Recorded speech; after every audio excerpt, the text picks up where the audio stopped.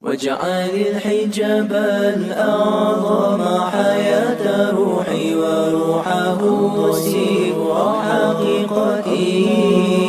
Qala, daripada Sayyidina Abi Dzar Al-Ghifari radhiyallahu ta'ala anhu telah bersabda Rasulullah sallallahu alaihi wasallam, sesungguhnya selepas aku di kalangan umatku juga, inna ba'di min ummati, selepas aku nanti jadi pada umatku juga, atau akan muncul nanti di kalangan umatku setelah Nabi kita tinggalkan, qauman, suatu kumpulan kaum yaqra'una al-Qur'ana tapi la yujabizu hulukahum, orang yang membaca Al-Quran tapi tidak melampaui, tidak melebihi daripada batasan tenggorokan mereka, cuman hanya kebaca di mulut tapi tidak dapat diamalkan, cuman hanya kebaca di mulut tapi tidak mendapatkan al-qabul wal ijabah daripada Allah Jalla Jalaluh.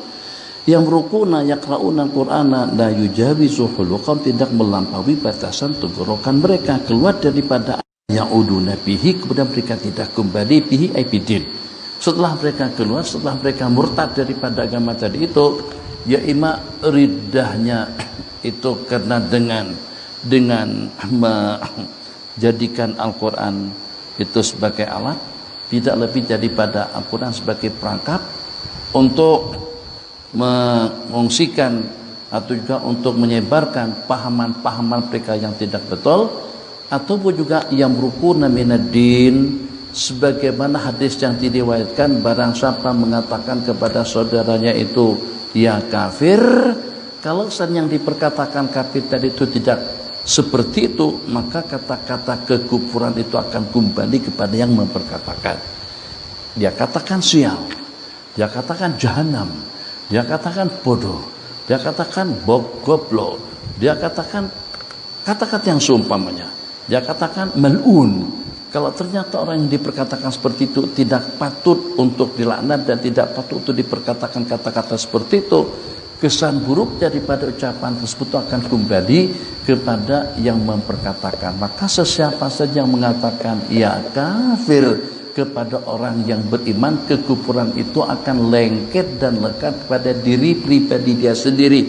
Itu mungkin juga maksud daripada yang rukuna minaddin, mereka keluar daripada agama sebagaimana terlepasnya anak panah daripada busurnya dan tidak akan kembali. Sebab mereka lah kumpulan yang paling suka mengkafir-kafirkan orang-orang. Kalau yang namanya bid'ah, kalau yang namanya dhalalah, kalau yang namanya sesat, kalau yang namanya mengatakan orang-orang sebagai kuburiyun, sesiapa saja yang berziarah kubur terus diambil gambarnya, yang walaupun hafidh lil Quran, yang walaupun alim, yang walaupun min auliya ilahi salihin, yang walaupun daripada qutbul aqtab, yang walaupun dia adalah merupakan syekhut tarikah, dengan keilmuannya, kepahamannya dan juga dengan kefaqihan dan kepahaman yang mendapatkan pengakuan daripada dunia sekalipun, tetap saja akan mereka katakan kuburiyun, penyembah kubur. Sehingga dengan kita jadi bingung, menurut mereka itu kira-kira bagaimana sepatutnya dengan kita kalau pada waktu kita ziarah kubur. Apakah pada waktu kita ziarah kubur itu sebaiknya dengan kita duduk dengan menghadap al-makbur, orang mati yang dikuburkan, atau sebaiknya dengan kita berdiri, atau dengan kita duduk seperti apa? Rasa-rasanya itulah cara yang paling sopan pada waktu kita ziarah kubur, ya dengan kita berziarah dengan keadaan berdiri atau juga dengan keadaan berduduk. Bahkan ulama mengatakan seperti apa keadaan Anda, seperti apa keadaan Anda pada waktu yang kita ziarah itu masih hidup, dekatnya jauhnya kamu, dekat jauhnya kamu, dekat jauhnya kamu dengan si mati pada waktu si mati itu masih hidup. Seperti itulah posisi kita pada waktu kita menziarahinya. Jadi kalau kita kenal baik, kita senantiasa dekat dengan orang tersebut, maka pada waktu kita berziarah ke kuburnya pun juga kita dekat seperti itu.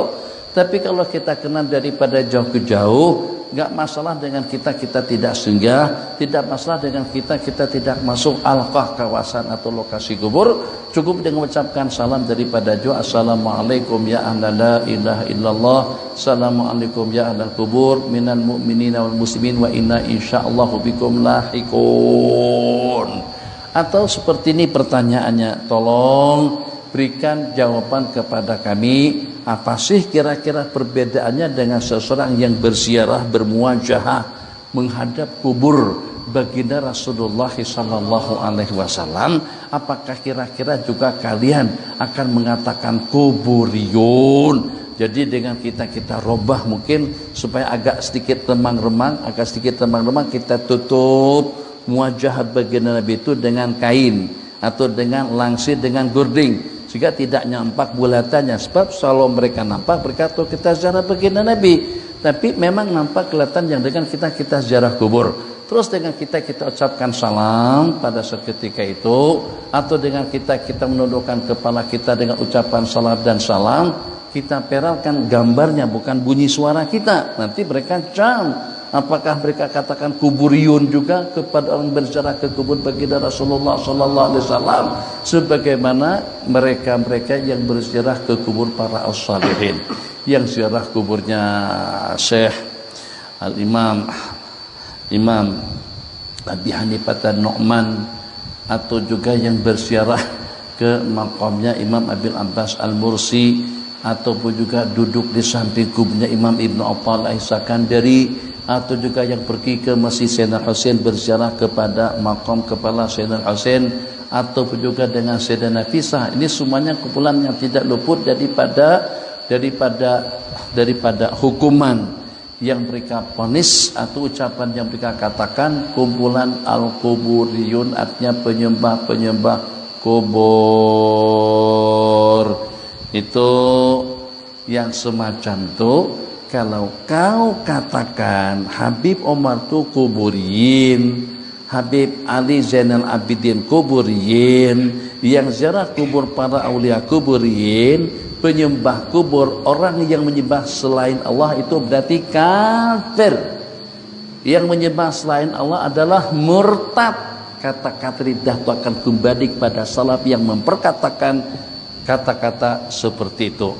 Itu maksud yang rukuna itu adalah penafsiran kita yang tidak disebutkan oleh ulama, tapi yang bagaimanapun itu mempunyai landasan daripada hadis Rasulullah sallallahu alaihi wasallam yang memperkatakan kepada saudaranya yang beriman, ya kafir, faqad ba'a bihi ahaduhuma. Perkataan itu akan kembali kepada salah satu daripada mereka berdua kalau ternyata dengan yang dikafirkan tadi itu tidak layak, tidak patut untuk dikatakan kafir seperti itu, maka kata-kata kekufuran itu akan lekat kepada orang yang memperkatakannya. Katakanlah seperti itu kepada salafi.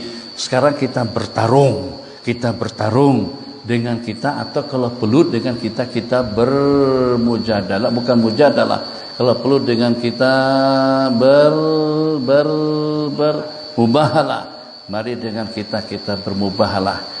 Kau katakan kuburiyun itu, kami pengen mau definisinya, pengen mau tahu apa yang kalian maksudkan dengan kata-kata al-kuburiyun.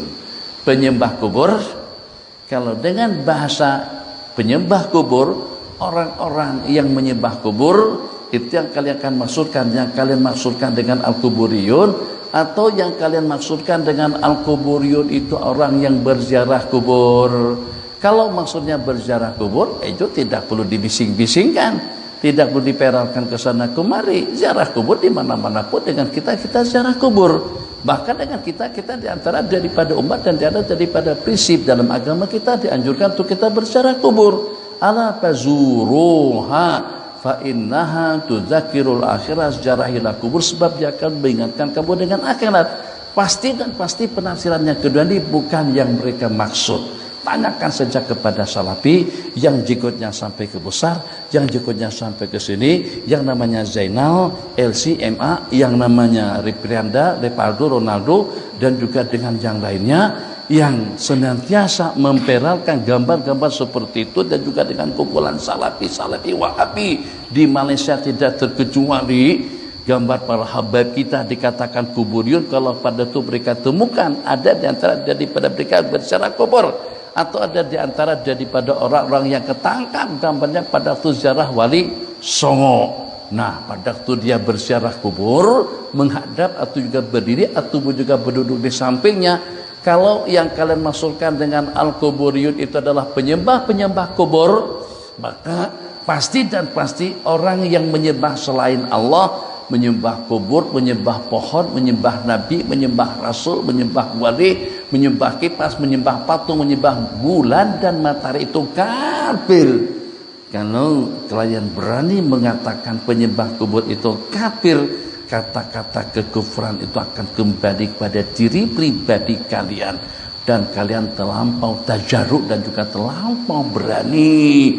Lebih mendingan dengan kita senyap, tidak mengotak-atik dan juga tidak memerangi 1000 orang kafir, kata Imam Ghazali, daripada dengan kita mengkafirkan seorang muslim secara tidak pasti. Kalau anta lihat tara kufran bawaha, kekufuran yang sharih, kekufuran yang pasti, baru kita katakan kafir ataupun juga murtad. Kalau hanya dengan ya akramal khalqi, kalau hanya dengan ya Rabbi bil Mustafa, kalau hanya dengan ya Rasulullah, ya Imam Ar-Rus, liya sanadi. Kita asik-asik melantunkan lagu seperti itu, ya Imam Ar-Rusul, ya Imam Ar-Rusli, wahai imam kepada para nabi-nabi dan rasul, ya Imam Ar-Rusli, ya sanadi, anta ba'dallahi mu'tabadi, ya sanadi, hai sandaranku, engkau setelah Allah adalah tempat aku bergantung, mu'tamadi. Sepatah kata itu sudah membawa kepada syirik atau juga kepada ridah menurut mereka. Maka menurut mereka tidak kurang daripada dalam 2/3 penduduk dunia ini semuanya kafir, disebabkan kena bertawasul, kena dengan melantunkan kata-kata ya Rasulullah. Sebab menurut mereka nida, menyeru kepada selain Allah dengan sumpama ya Rasulullah itu adalah kekufuran. Jadi yang beriman di dunia ini cuma hanya mereka saja yang akan menopoli surga Allah yang Nabi kita sabdakan tidak kurang daripada 80 sab, yang pada saat ketika Wahabi bermunculan di dunia di zaman Muhammad bin Abdul Wahab, penyesat umat, yang pada saat ketika itu belum nyampe pengikut-pengikutnya dalam 1 jutaan. Pada tiap hari bulan Ramadan ada tidak kurang daripada 1 juta umat, 1 juta orang yang Allah bebaskan daripada api neraka. Macam mana bisa terbebaskan daripada api neraka kalau dia kafir? Bagaimana terbebaskan daripada api neraka kalau dia murtad? Bagaimana bisa masuk surga kalau dengan orang itu tidak beriman atau di kalangan orang musyrik menurut mereka? Jadi jatah yang 1 juta daripada orang-orang yang mendapatkan kebebasan diri daripada api neraka tadi itu akan terperuntukkan kepada siapa? Yang ramai pada saat ketika itu Asy-Syawafi', Al-Ahnaf, Al-Hanabilah, Al-Malikiyah, Al-Asy'ariyah, Al-Maturidiyah dengan akidahnya, Al-Junaidiyun, Al-Ghazaliyun, atau juga dengan Al-Asy'ariyun, atau dengan Al-Ata'iyun, Al-Alawiyun, yang paling ramai. Wahabi cuman hanya dalam beberapa ratus orang saja atau dalam beberapa ribu orang. Sedangkan jatah untuk bebasan daripada api neraka tidak kurang daripada 1 juta tiap hari. Dalam 30 hari Ramadan tidak kurang daripada dalam 59 atau 60 juta yang mendapatkan, bukan terampunkan, mendapatkan kebebasan daripada api neraka. Oh kesian ya.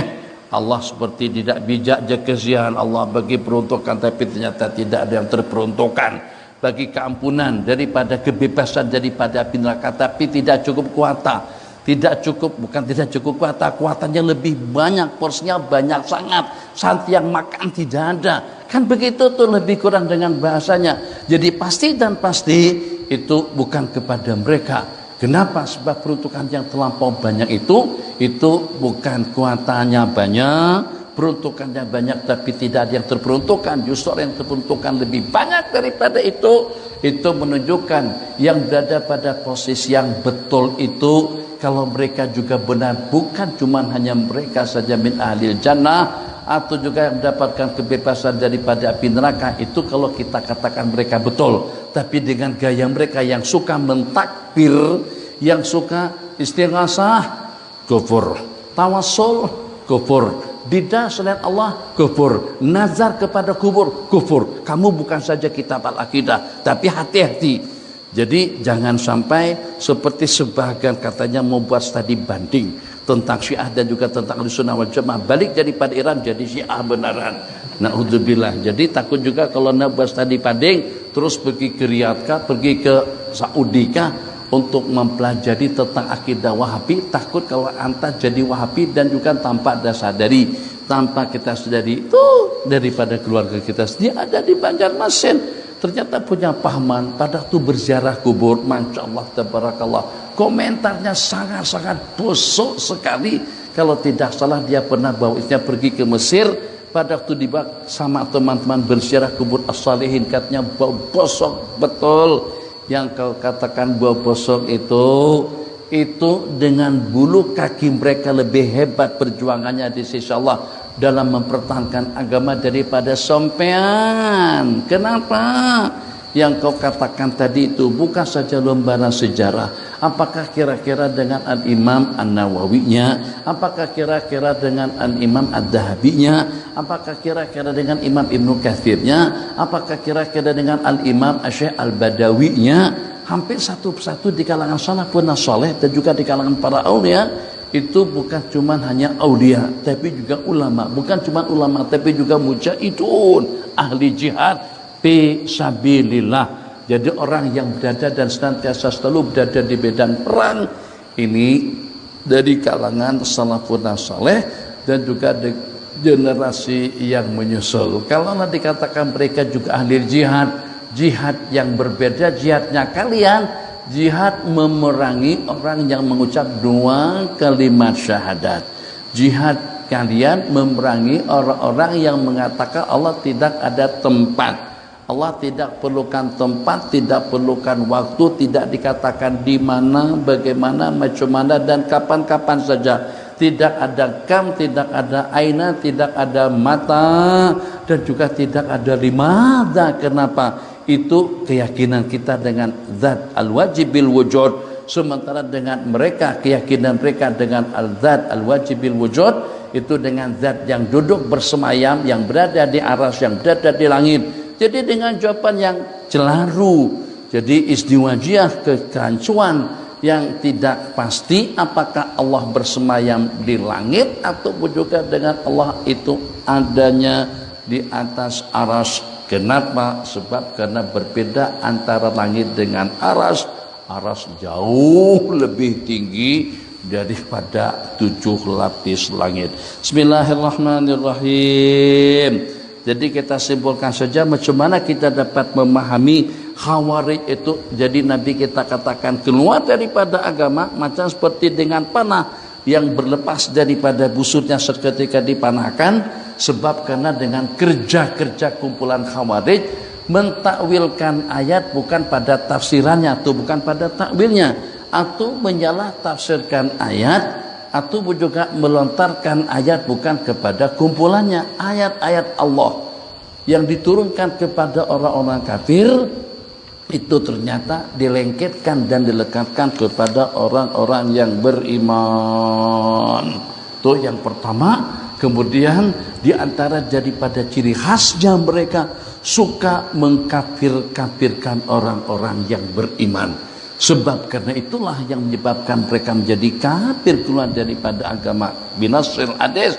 Sebab Nabi kita mengatakan mereka kafir yang rukuna minad dini kama yamruqu as-sahmu minar ramiyati.